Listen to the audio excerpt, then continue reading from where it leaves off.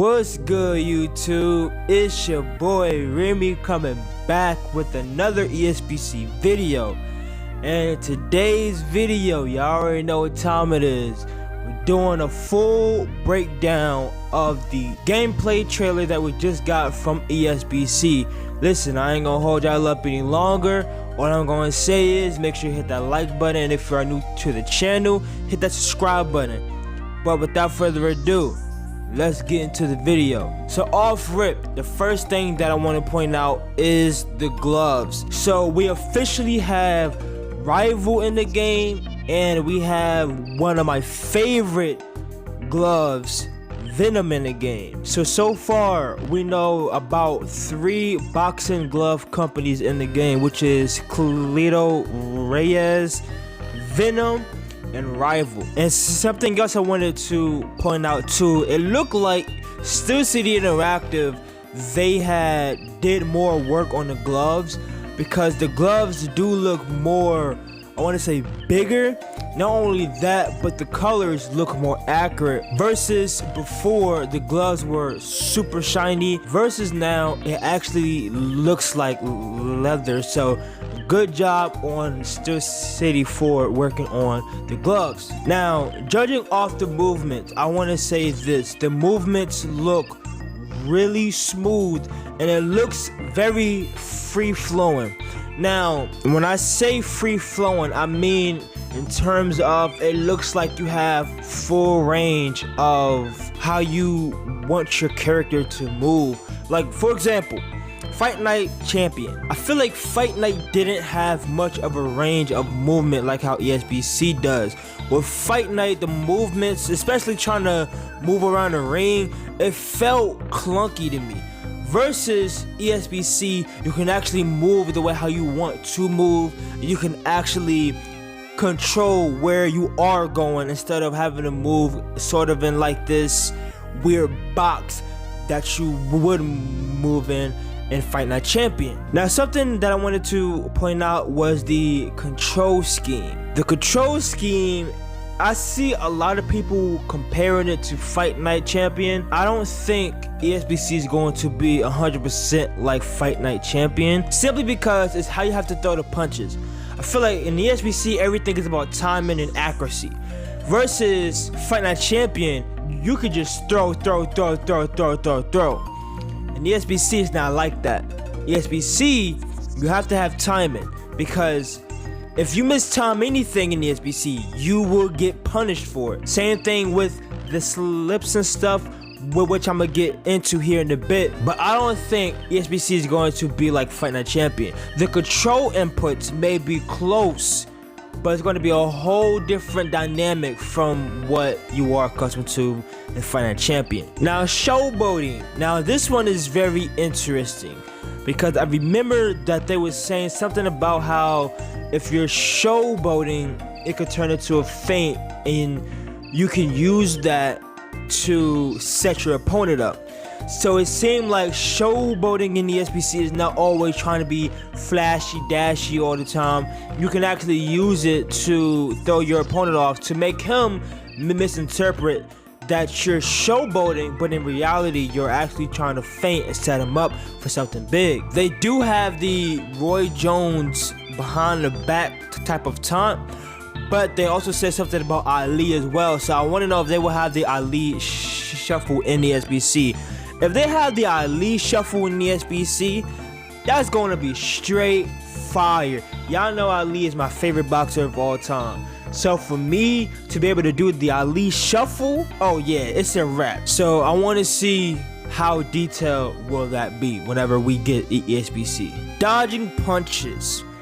Now, the biggest thing that stuck out to me, and I'm gonna keep it a real bag, was the angles that you can get when you are dodging a punch. Now, it was a specific move that Lyndon did, I believe, when he ducked Lawrence's right hook.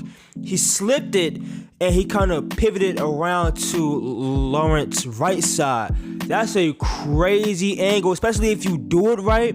That's a crazy angle because Lawrence's whole right side was exposed. And I noticed too, when you slip a punch correctly, like how Lyndon did when he slipped that right hook, your opponent is out of position.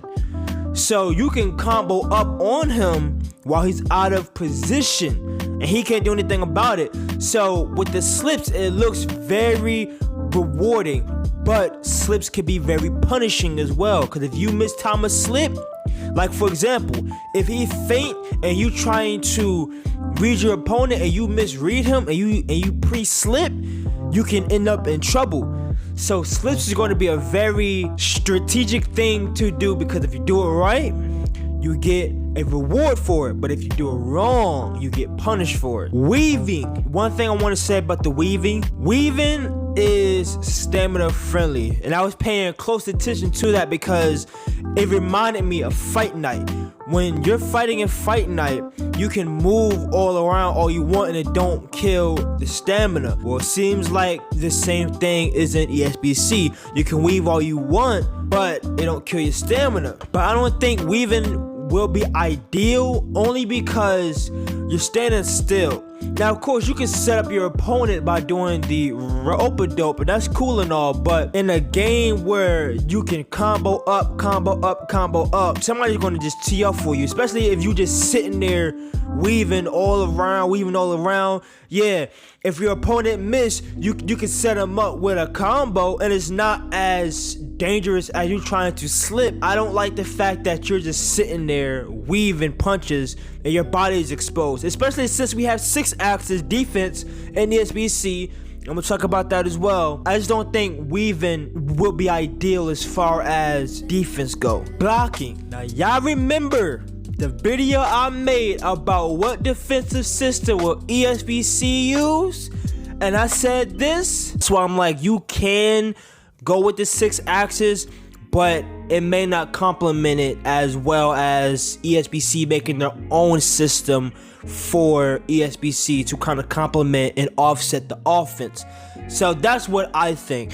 I think if ESBC was going to make their own system, it will be a combination of 6-axis and high-low defense. Well, I was right. I said ESBC will probably use their own system of the 6-axis, and they use their own system of the 6-axis. Not only that, but you can choose. You can choose between either if you want the 6-axis or if you want to go into the high-low defense. So you have a bit of everything. They thought about everybody. So if you want a more complex, more sim type of game, you'll go with the 6-axis. But if you feel like the 6-axis is too much, like I said in the video, you can go with the high-low defense. So that is big news for ESBC to be able to include the 6-axis and the high-low defense. That is fire, and I cannot wait to use the 6-axis. Put down in the comments what system will y'all use. Is it the 6-axis or y'all going with the high-low defense? I would love to know. Holding the phone. Now this is also a big thing too. So it is confirmation that all the other times where we have seen boxers throw a punch and their right hand is to their face, you can do that. You can actually do that yourself. But they did say that you holding the phone is not as effective as if you are in an open stance and you just throwing combos together. So you have to use it strategically because it's not as powerful as the other punches. Now, with me, I would probably use it for when I'm jabbing or throwing a straight, but even a straight is not as powerful. I want to know, like, how would this play out? Like, it'll probably be the most protective. Like, if you're in an open stance, you have a wider chance of getting caught and hurt versus if you're holding the phone. That's why when boxers get caught, they hold the phone because they're protecting themselves from trying to get hit like that again. So it'll be more protective 1,000%, but it would not be the most effective in the ESBC. Combination punches. The biggest thing that stuck out to me was creativity. Every fighter has 42 punches, and you got to do your best. You have to do your best to learn every single puncher's punch style.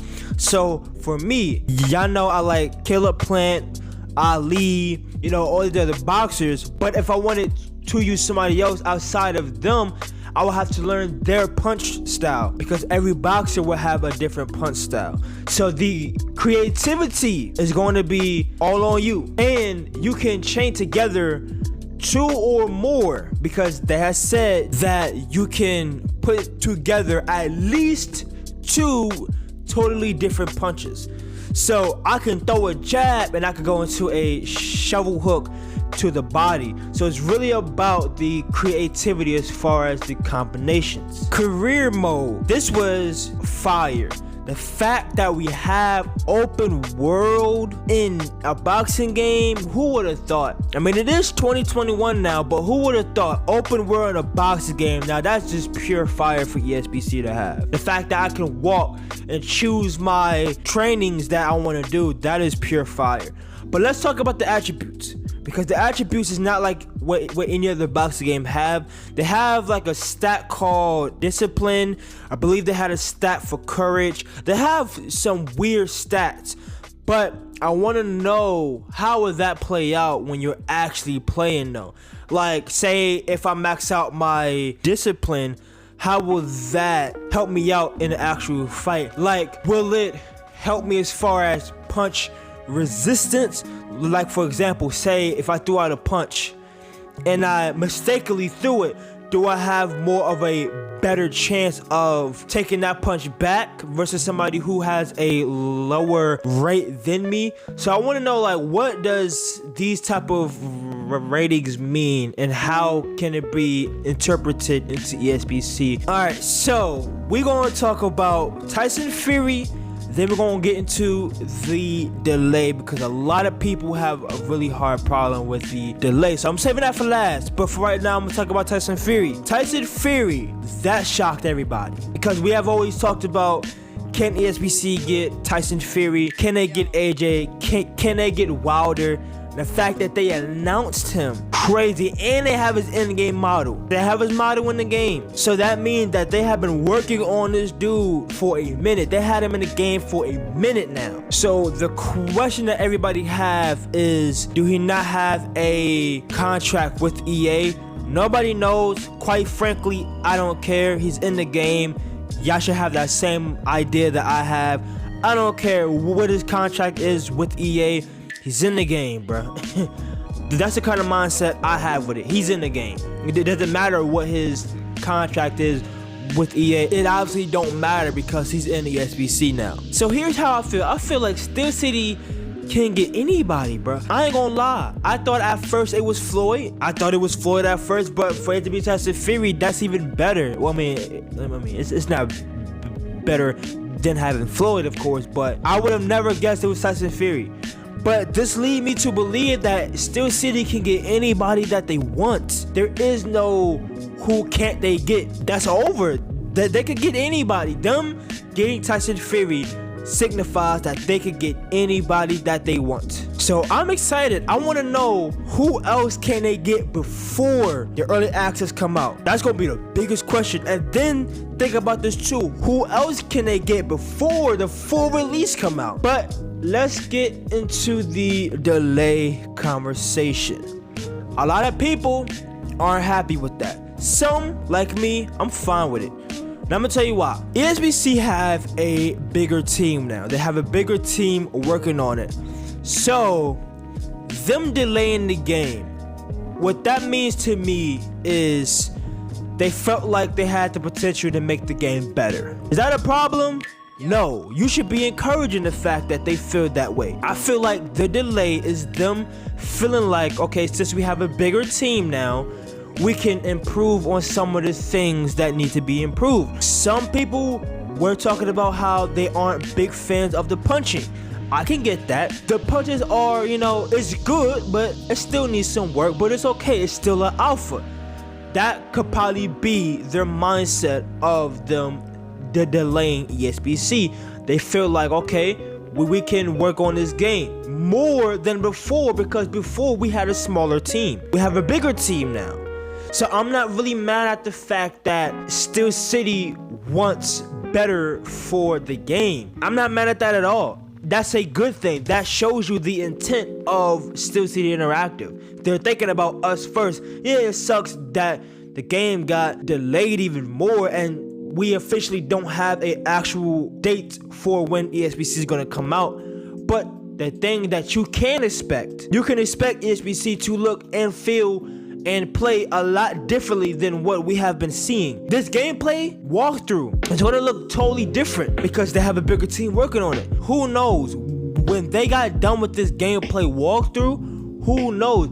That team that they just signed, that could have been after the gameplay walkthrough was already done. So imagine if they pushed the game back and worked on it even more. So with that being said, this will conclude the video. If you enjoyed, let me know by hitting that like button, hitting that red button that says subscribe, and clicking that bell so you don't miss out on any bangers like this one. But as always, I do want to know y'all thoughts and opinions down in the comment section. How do y'all feel about the breakdown? How do y'all feel about the gameplay walkthrough? Because to me it was fire. And also, how do y'all feel about ESBC getting delayed? And as always, I love you guys, and I will see y'all in the next one.